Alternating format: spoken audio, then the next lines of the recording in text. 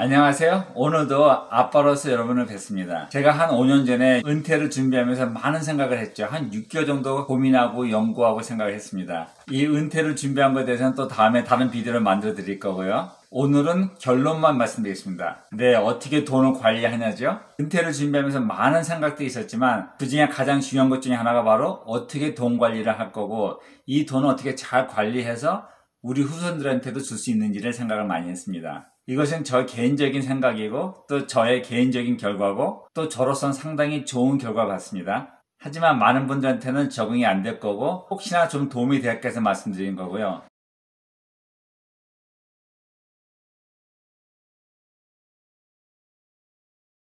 또 한국과 미국의 상황이 상당히 다르죠? 이래서 또 일부 이해 못하는 것들도 있을 겁니다. 고민 끝에 결론 내는 것은 레게시 웨alth.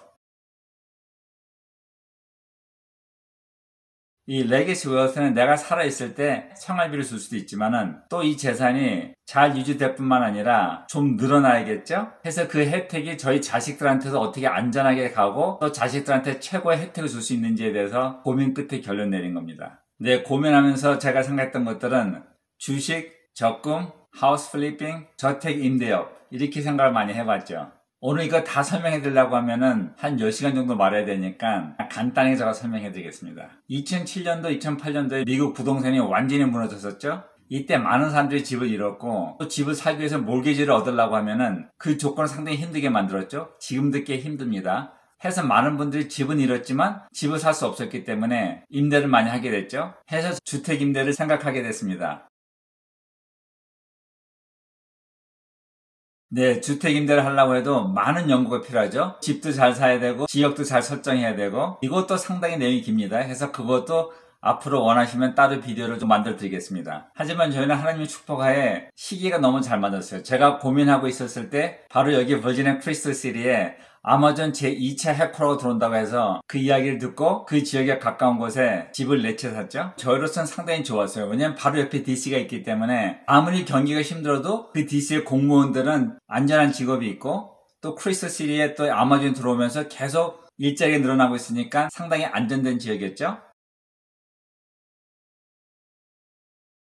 이 팬데믹 때도 전혀 문제없이 잘 되고 있고요. 또 이 관리하는 것도 다음에 비디오로 또 만들어 드릴게요. 이때 많은 분들이 한국산 약간 오해하실 거예요. 부동산 투자? 이렇게 생각할 수 있는데 한국하고 미국은 상당히 다릅니다. 한국은 부동산이 완전히 비정상적이죠. 가격도 비정상적이고요. 제가 산 집 4채가 강남의 집 한 채 값입니다. 또 한국 정부에서는 최대한 부동산 투자를 억제하게 하려고 하고 또 부동산 투자하는 사람들을 좀 안 좋게 생각하는 경향이 있죠. 하지만 미국에서는 완전히 거꾸로 정부에서 부동산 투자하는 사람들 위해서 세금에 많은 혜택도 주고요. 또 소득세도 상당히 작게 내게 합니다. 이 이유는 미국이 땅이 워낙 크고 부동산이 활발해야지 경기도 좋아지고 새로운 집들도 지고 또 실제 집을 살 수 없는 사람들은 임대를 해야 되기 때문에 정부에서는 상당히 많은 혜택을 줍니다.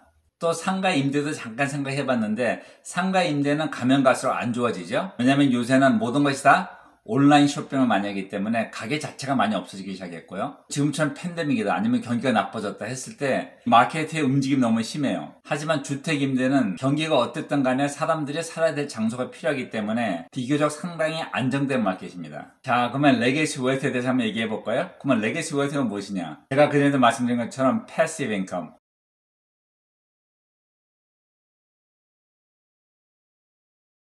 이 패시브 인컴은 무엇이냐면 어떤 투자는 들어가지만 작은 양의 일을 하면서 수익이 생기는 걸 말하죠. 하지만 여기서도 잘만 관리해 놓으면 작은 일도 아주 작은 일만 들어갑니다. 또 여기에 대해서도 다음에 말씀드릴게요. 원하시면은. 이래서 제가 목적했던 것은 한 달에 10,000불 정도만 수익이 있으면 된다 생각했죠.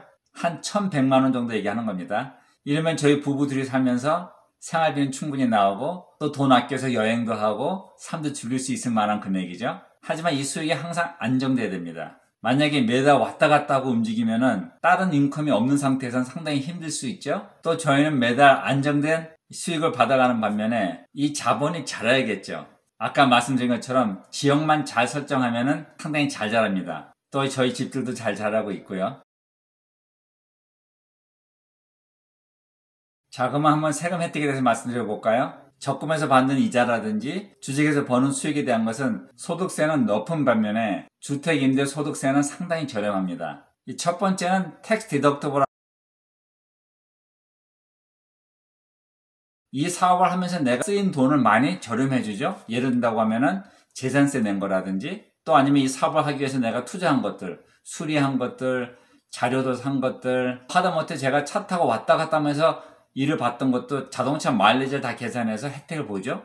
또 제가 좀 편리하게 일하기 위해서 프로퍼티 매니저, 저희 집들을 매니지해주는 매니저가 따로 있죠. 여기에 나가는 비용도 세금 혜택을 다 봅니다. 하지만 이것보다 진짜 크게 혜택 보는 것은 depreciation, 감가상각이죠.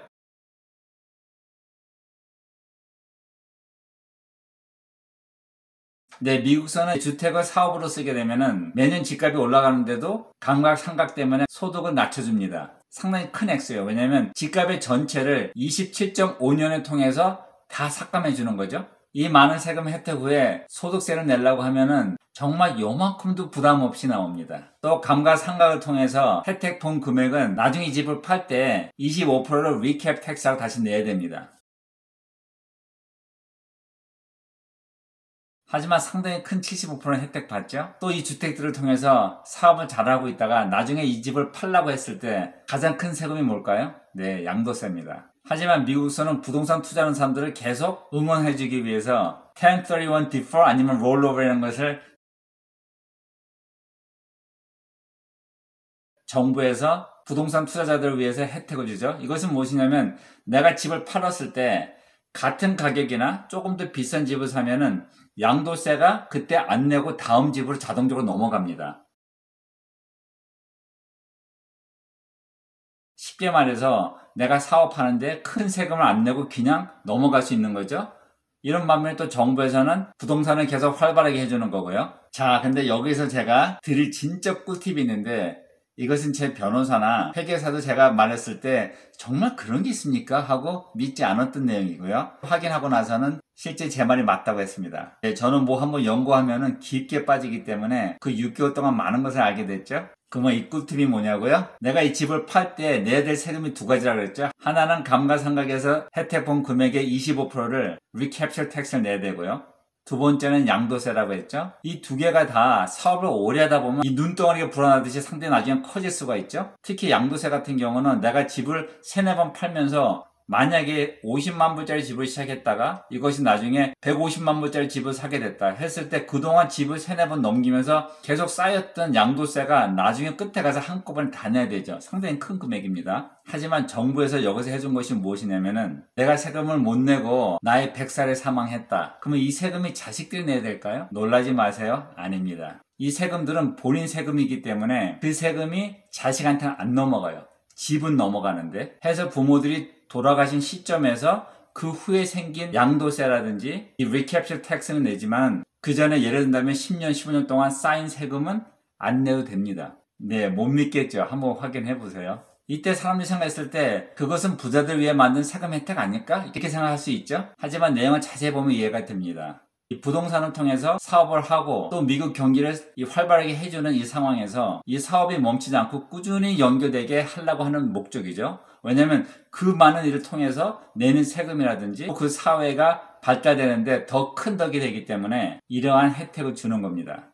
또 미국의 대부분의 이 주택 임대하신 분들도 그렇게 큰 돈을 가지고 있는 것이 아니라 혜택을 알고 또 안전하게 생각해서 투자를 하는 사람들이죠. 저 같은 피라미드가 상상도 할 수 없는 게 미국서는 자식한테 유산을 줄 때도 1158만 불까지는 유산세가 없습니다. 한 130억 가까이 되죠. 저희 아이들은 저희 보고 저희 걱정하지 마시고 엄마 아빠 돈 다 쓰고 가세요 이렇게 얘기하는데 그 말 상당히 고맙죠. 또 아이들도 잘하고 있고 하지만 또 부모의 마음은 안 그렇죠. 당연히 저희 삶을 즐겨야 되지만은 또 낭비는 못하고 끝에 가서는 사랑하는 자식들한테 유산 주고 싶은 게 저희 부모들의 마음이죠. 하지만 끝에 가서는 이 집들을 그냥 자식한테 넘기는 것보다는 트러스트라는 걸 만들어서